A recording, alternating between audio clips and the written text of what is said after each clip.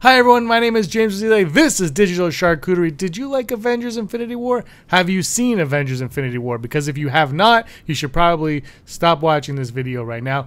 Go watch it if you can get a seat in the theater.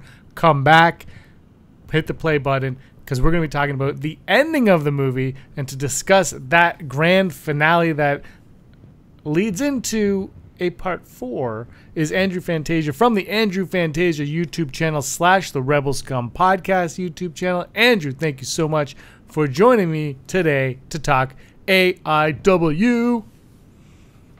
Thank you for having me. I don't know about you, but I'm still vibrating from this movie. This was just relentless. It was just 2 hours and 38 minutes of just nonstop everything.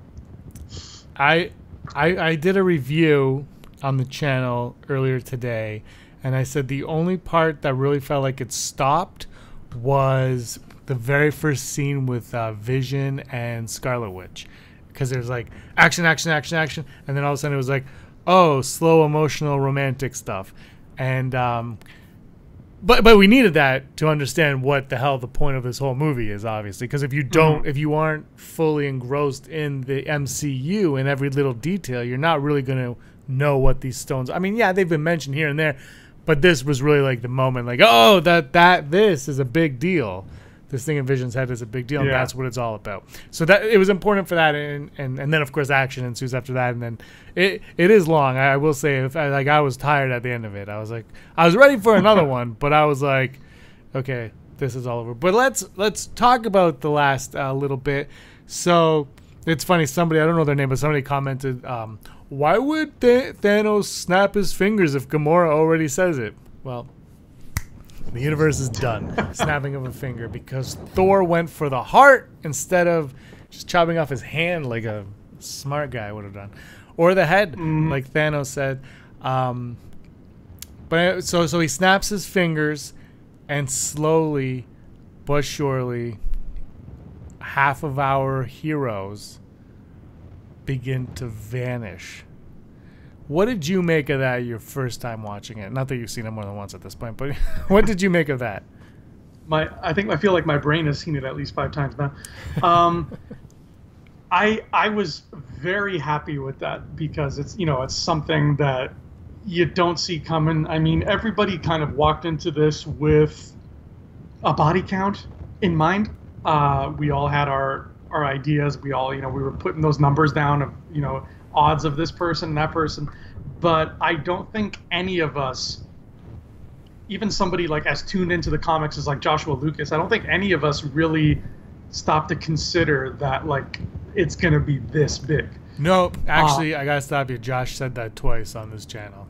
He goes, "It's gonna end with Thanos snapping his fingers, and everyone's gonna get wiped out." He said that at least twice on this channel. I have to give him credit. I haven't talked to him yet. I have a feeling one of these days Joshua Lucas is just going to go like this, and it's going to be Bob Iger this whole time. It's just seriously. No, he, honestly, he said it twice on this show, on this channel. He said it twice, so I have to give him credit for that he called that one. Anyway, sorry, go on. But I was just, I'm looking at the people. I'm like, okay, who's gonna go? Who's not gonna go? And the one that really like got me saying like, oh, okay, was Black Panther, because he's just, in our real world, we're like, okay, Black Panther is this, he's money, he's not going anywhere. Then he goes, and to me that's what I love to see. I love to see the story coming first before the real world logistics of everything. Well, the story comes before them. In fairness, that part was done before Black Panther made $1 billion. But that's very true. Here's the other thing, though, is with the characters from Black Panther that remained alive, you could still have a very exciting, entertaining Black Panther movie. Just with the ones that stayed alive, I thought. I was with a lot of characters there. But you're right. They went for it, man. They were like Spider-Man, Guardians of the Galaxy minus Rocket, like everyone, Doctor Strange. Now, speaking of Doctor Strange, Tony, it was the only way. It was the only way, is Doctor Strange's last words to Tony Stark. And he makes sure to spare Tony Stark's life. Talk to me about that. I have a feeling that Strange is, out of everybody, he knows exactly where they went.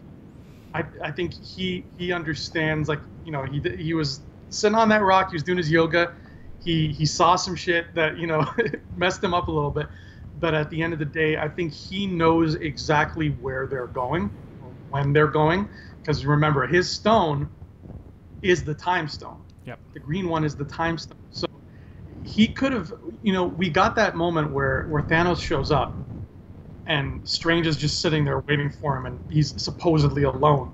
Who knows how long he was sitting there waiting for Thanos to show up.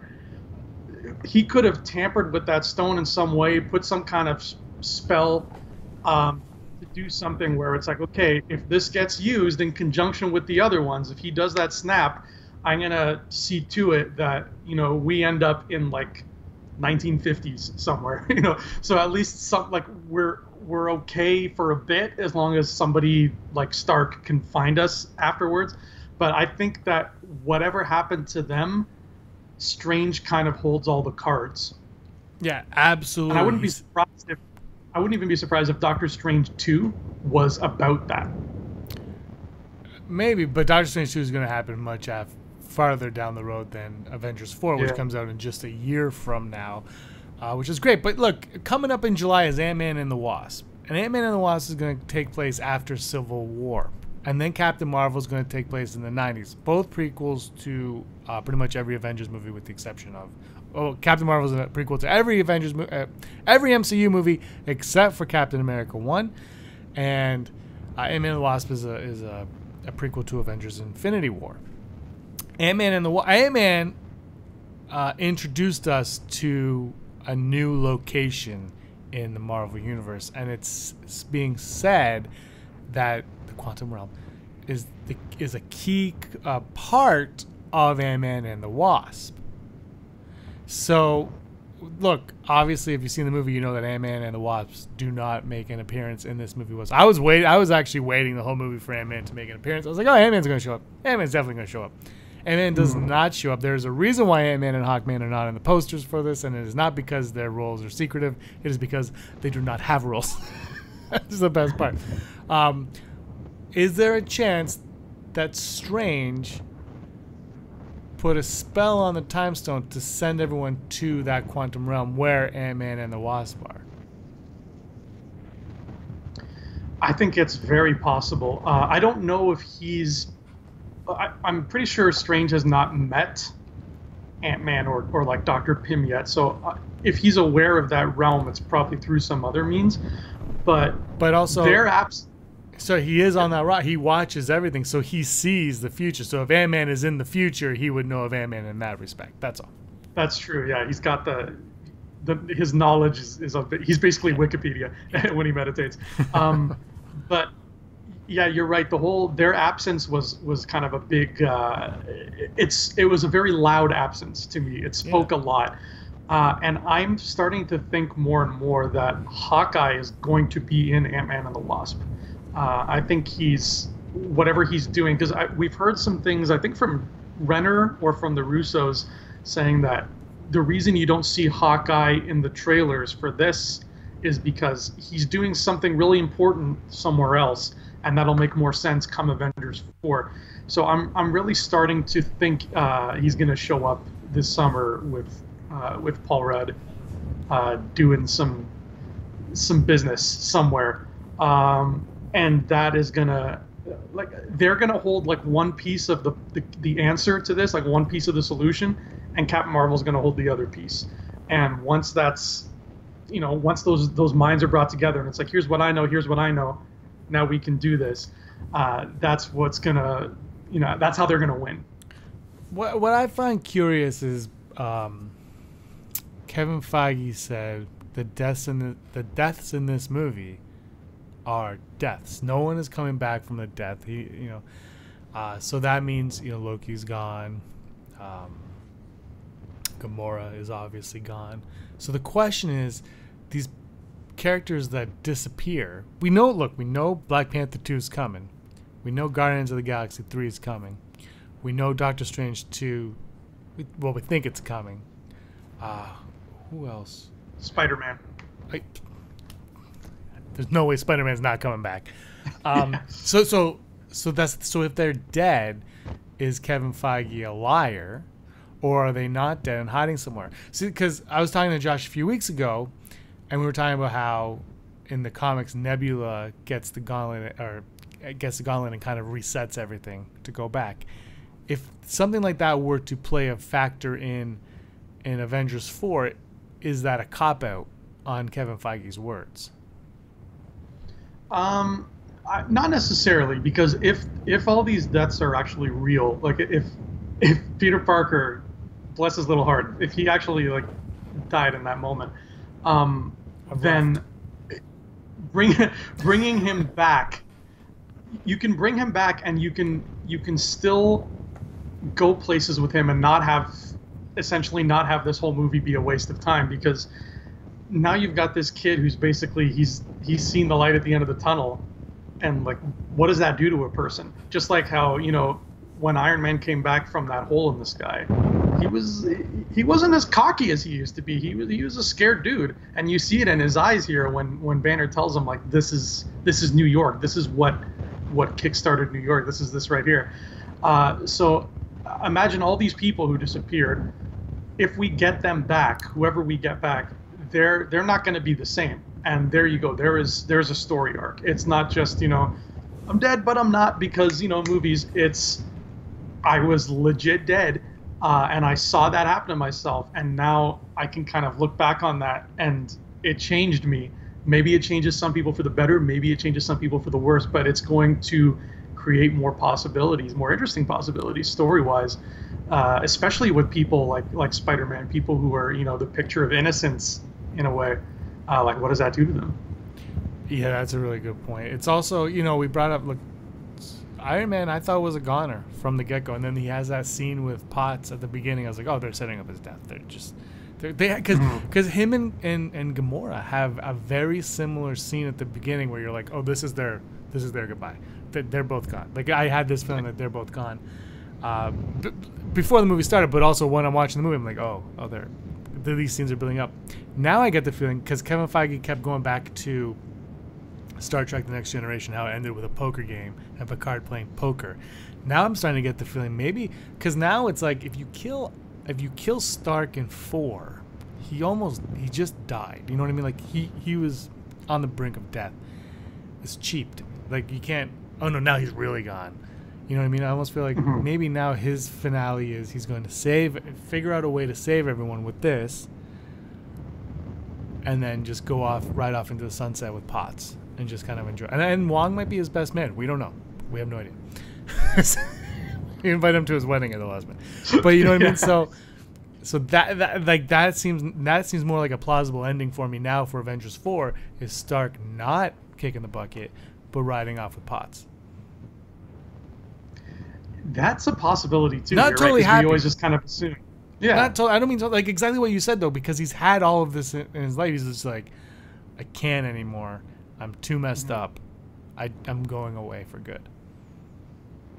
That's you're right, because we always kind of jump the gun and we think, well, you know, if Robert Downey Jr. is done, that means a killing off of the character, but that doesn't necessarily have to be the case. It could be this. It could be, you know, I'm done with this. The beautiful thing about somebody like Iron Man is that anybody could get into that suit.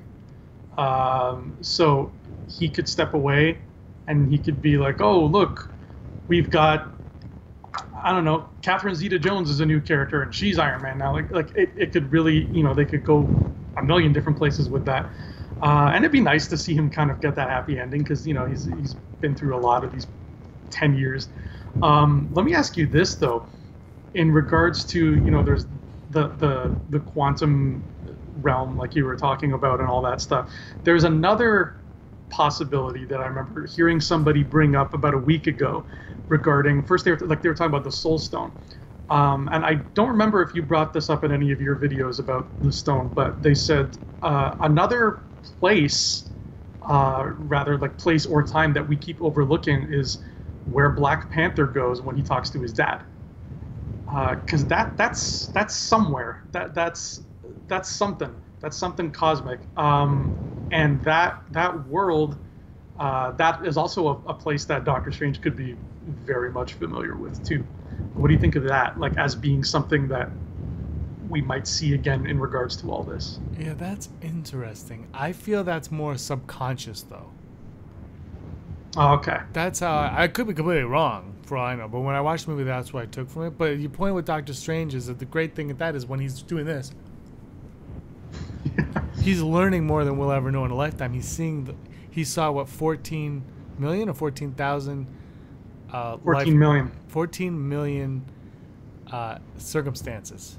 You know what I mean? Outcomes. That's what he says. He had 14 million of them. So like we're talking about with Ant-Man, with Black Panther, if that's the case, he would have seen that. He would have seen it. And right. They not only does it happen, but they make a point to tell you what's happening. Then he explains that there's only one positive outcome. And if he knows that one positive outcome, first of all, he's a dick for not telling it to anybody. Let's just, right? Like, he should have been like, by the way, the way to do it is, here's a piece of paper, everybody share it, because we're going to vanish. Tony, you're good. Nebula, you're good. It's curious to me that the original Avengers all survived. The original all survived. Rocket survived.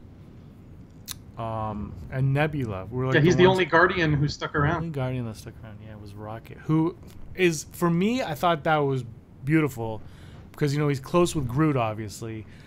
But he's one of those guys who's like, I'm independent, but really that is his family and he really loves them. And now he's alone. And I think that's going to have a big impact on him in the next one. And I think that's perfect. Like, it's great. And, I think this is up, like, this, all my issues with a lot of the MCU movies, this one kind of, like, was like, hey, we know. Like, we're not going to be, this isn't for kids anymore. Well, it's for kids, but, it's not. Things are going to happen in this, and there's going to be consequences is what I'm like. There are consequences to this, big or small, because I feel like a lot of the MCU movies don't have consequences. People get hurt. There's no Hulk smashing people like this. It's still that much fun, but you're like, when someone gets smashed, they're going to get smashed. Yeah, so the Avengers are all alive. There has to be a reason why. I feel like the thing that they do so well is they take the comic story and then they're like, oh, you were going comic. And there's two directions and you get taken in both directions, but not the middle one, but these two side ones. And you're like, well, because it's very close to the source material, but it's its own thing. Yeah, and I think that's great because then for somebody who's so tuned in, like Joshua Lucas, even they have a chance to be surprised. Because I would feel bad if like there's a billion people who go watch this and they're all like diehard fans of the books, and then it's just the books. And it's never as good as the book. I could have just sat at home and read that. So I like when they do that. Like I was telling you before, like I have a friend who's very dialed into the books, and anything that detracts from that, they'll say, I don't like it now. Like they watched Age of Ultron and they're like, this is shit because Ant-Man is supposed to be the one who makes Ultron, not Tony Stark. So therefore this movie is shit. Like they won't look at it any other way. And like I'm not one of those people. Like I'm glad that changes are made because things suit the story that these people are telling, and the changes keep it from being just stale. The change, like we talk about on Rebel Scum all the time, people want, Darth Revan this, Darth Revan that. It's like, I don't want Darth Revan because I have seen that story. Thank you. Move on. Give me something else. There are times when they make dumb changes. Ninja Turtles, April O'Neil naming the turtles. Yes. But no, absolutely no. But the Ultron thing I'll give you, because Ant-Man didn't exist. Tony Stark in the movies, his character is capable of creating Ultron, and it completely made sense for me anyway in the movies. I understand that change, but but diehards sometimes they don't want to see change. Mm-hmm. Yeah, and it's unfortunate, but like you said, there are bad changes. I mean, Splinter should have known Shredder. We've gone over that 100 times, but like there are some changes where you're like, what are you guys doing over there in that writer's room? Like, what kind of cocaine is in that coffee you're drinking? But then there are some that really are just they're a necessity. Yeah, Yeah, exactly. Iron Man had every reason to want to make Ultron because he saw some shit in that hole, and he's like, you know what? I'm not happy with this. And those things, I think, just add to it because, as you know, the comics are always going to be the comics. They're always going to be OG. People love them, but they're a bit of a cluster F. They really are. Oh, yeah. And to have the chance to tell that story again, but tidy it up, is, I think, every storyteller's dream come true, right? So why not? So let's wrap this up. Obviously, this outcome that we've seen, you would have to think is the one positive one, is that Strange saw. You'd have to think, okay, well, he saw 14 million, one of the outcomes. I thought it would have been funny if there was 3. But there was one. There's like 3 of them worked. Yeah, we're pretty good. We're good. But you gotta. You should never assume anything, but you've got to assume that this is the one positive one. And he tells Tony again, it was the only way. It was the only way, and he knows that because there are 14 million other ways, or 13 million, whatever, that will fail. And this was the only way. He had to give up that time stone. Perhaps he put a spell on the time stone. Perhaps Tony has an answer to something. Can you speculate on anything that Tony's answer might be, if Tony has an answer?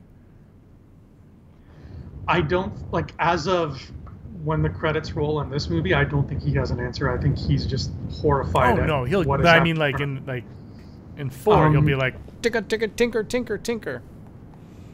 I will say that he's gonna get his answer from meeting Brie Larson.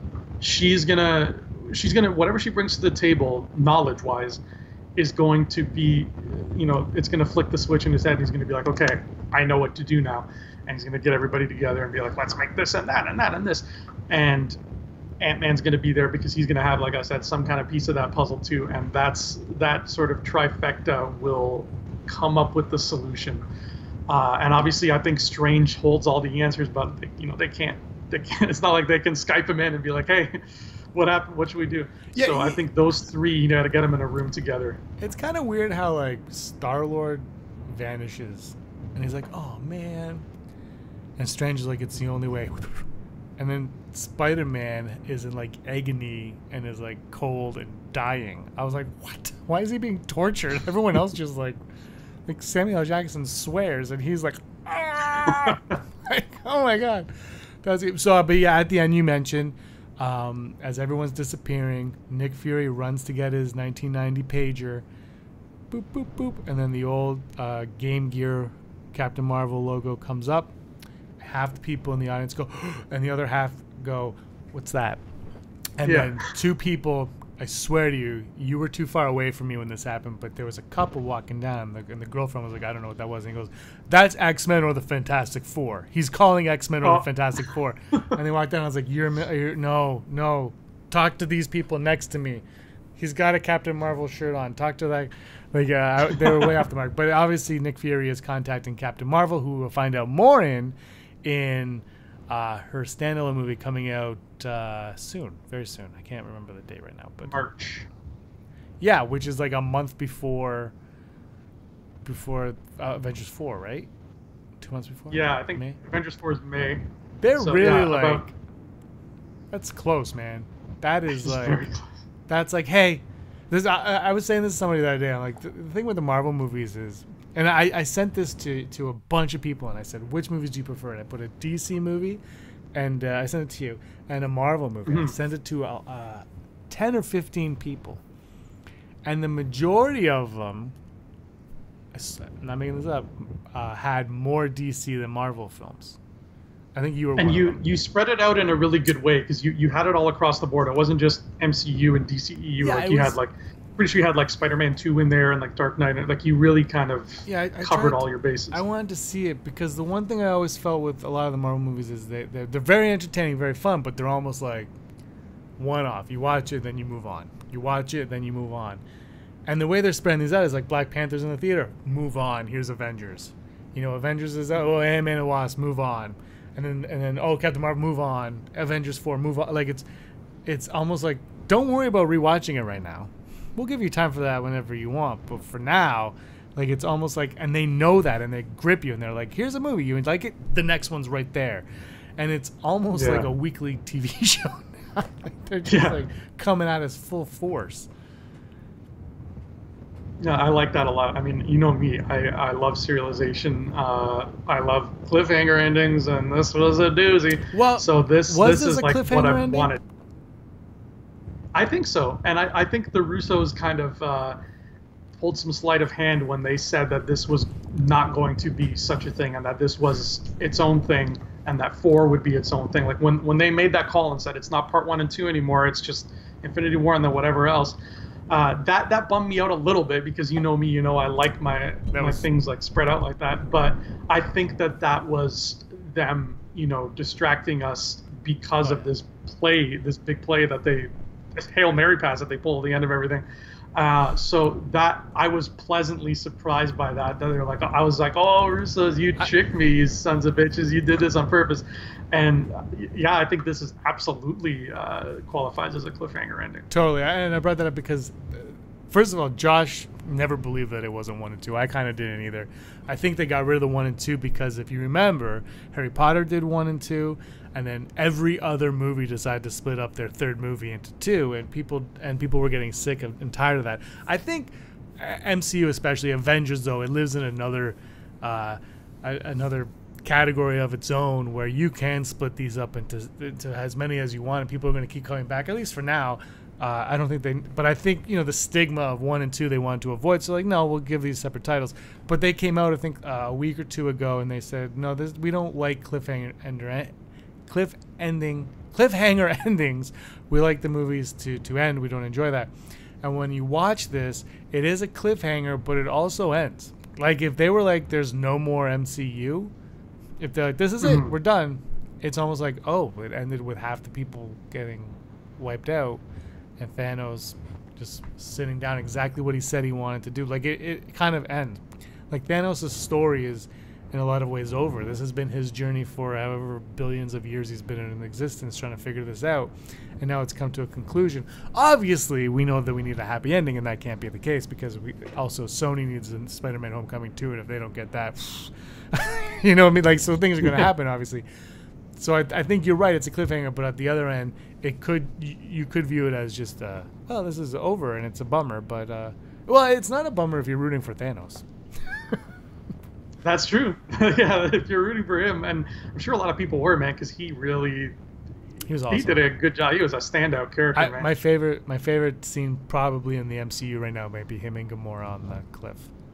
It might be that was just that was because everyone's like, oh, the villain actually is a hero in his own mind, and that's like, for me, that's the cheesiest thing ever, and it makes the villain it doesn't make the villain interesting to me anymore because every villain's the exact same.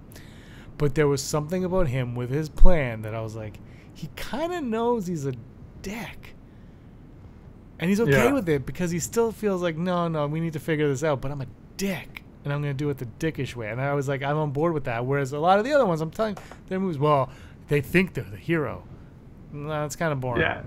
Thanos, his philosophy, his whole philosophy is almost kind of like, I have to be a dick because nobody else is going to step up to the plate and do it. Yeah, which is so good. I really enjoyed the movie. So anyway, let's wrap this up. Final thoughts on the ending. What do you think overall that it means? Are they dead? Are they in another dimension, another realm somewhere? And how do you save them in Avengers 4, which is Avengers in Avengers Infinity Warriors? That's the title. That's the title. You had me believing you for like a second. And then you're like, wait a minute, that is awful. This isn't. It's going to be called movie. Infinity Boogaloo, James, okay? I think that They are dead, but you flex capacitor that something's gonna you're going some when and not just somewhere. And I think it's very telling that the next two movies are prequels in terms of that. I'm gonna go along with you. I'm gonna go. I want them to be dead, but I'm okay. I don't think Kevin Feige is a liar if they reverse it. I think that's different. I think Gamora though, Loki. Exactly. I think they're all goners. But I think that's fine. I mean, Loki's had 3 Thor movies, an Avengers movie, and he's good to go. I mean, all the Avengers, I think, for me, they don't all have to die, but I think their stories are all... This is obviously the ending of all that. And I'm totally fine with that. Andrew, tell everybody where they can find you on the interwebs. Well, you can find me crying my eyes out on Rebel Scum Podcast and on my channel, Andrew Fantasia. And I'll probably have my own solo review of this up. I'm hoping by Monday. I want to give it some time because of just how spoilery it is. I did a review. It's up already, but it is called spoilers, and right off the bat I say these are spoilers. Stop it. So go see the movie if you haven't. If you haven't seen it and you're still watching this video, that sucks. Yeah, sorry. Yeah, seriously. All right, guys, thanks so much for watching, and until next time, ciao for now.